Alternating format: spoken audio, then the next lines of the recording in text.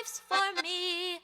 The moving life's for me. Over those many long hours in the truck, I gradually became friends with these proud moving men. They had all come from places that I had only ever heard of. There was Barry Three Steps Marker from Newcastle, Delaware, the crew's master rigger. He could rig an entire grand piano alone, and he swore all he ever really needed to rig anything was duct tape. Murgadichin, the strapper, an enigma covered in olive skin. He had left a career as a yoga instructor in New York to become a mover, and he never looked back. Police were somehow involved as well, but he never spoke of them. He once said to me, "When the move is complete, I am complete." Big Chuck, the hoistman, the muscle. He could outmove anyone and carry anything.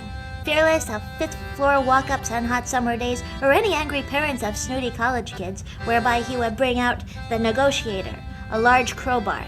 Its appearance at the end of a difficult customer's move would secure the result of that said customer's tipping. Quentin, the dolly master. Wheels, they called him. He came from San Francisco. I would owe the most to my good friend Quentin. He spoke often of his love for moving, and of his affection for me.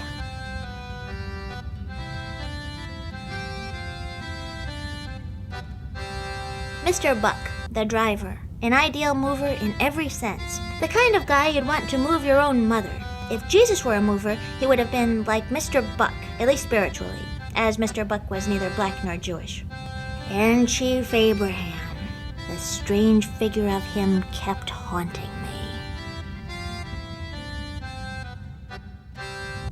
Chief, we're 5 minutes away from the midpoint. I think it might be a good idea if you actually told me where we're going. There. That is where it will be. Chief, that's not just long haul, that's a really long distance from anything.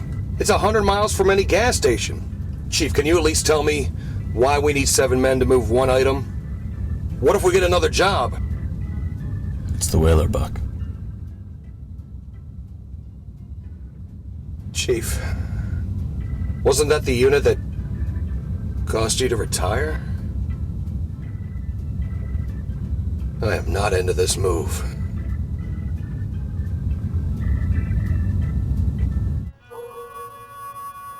It was one of the worst sofa beds ever. And it went up that fire escape like a baby being shoved back into its mother's belly at age 10.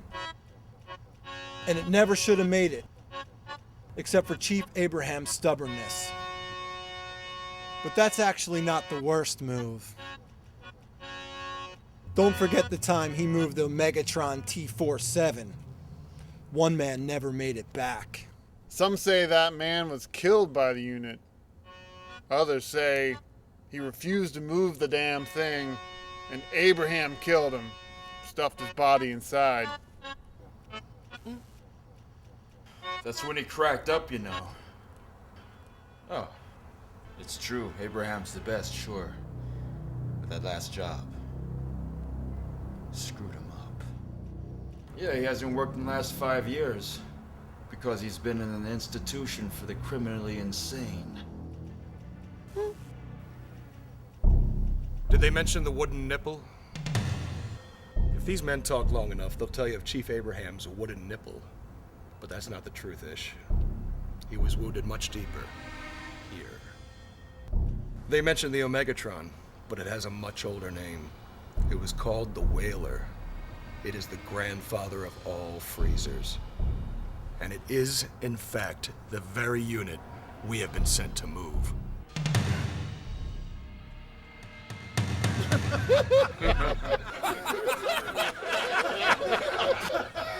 We're just poking some fun at the greenhorn.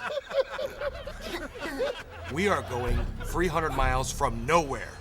We are moving a giant industrial unit with just 7 men.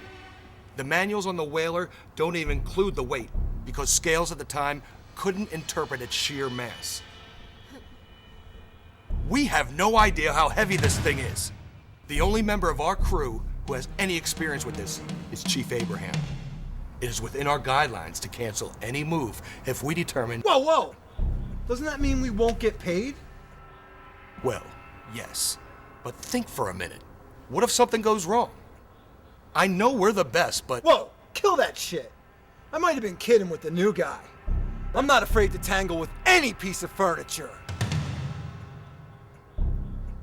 The moving life's the life for me. Moving life's the life for me. Boxes, trucks, they fill my dreams. It's all that I am, it's all that I need. Moving's the life for me.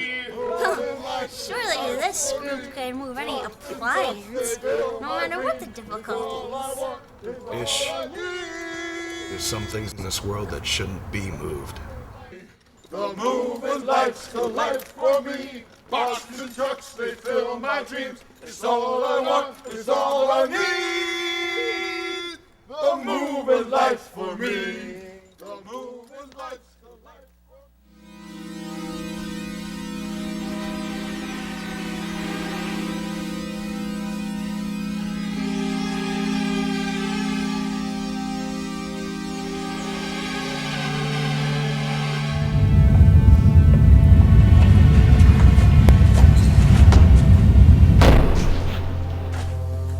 Chuck, check the elevator. Mergadician, hit the electric, see if the emergency lights work.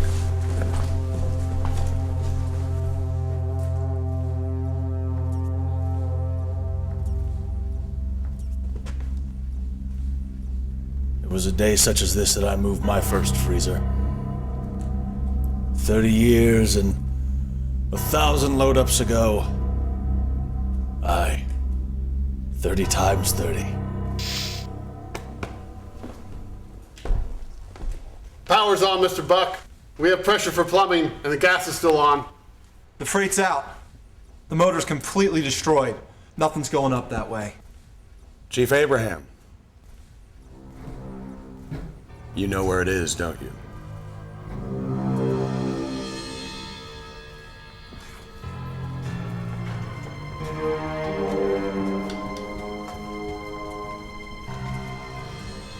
Well, it'll be the stairs then.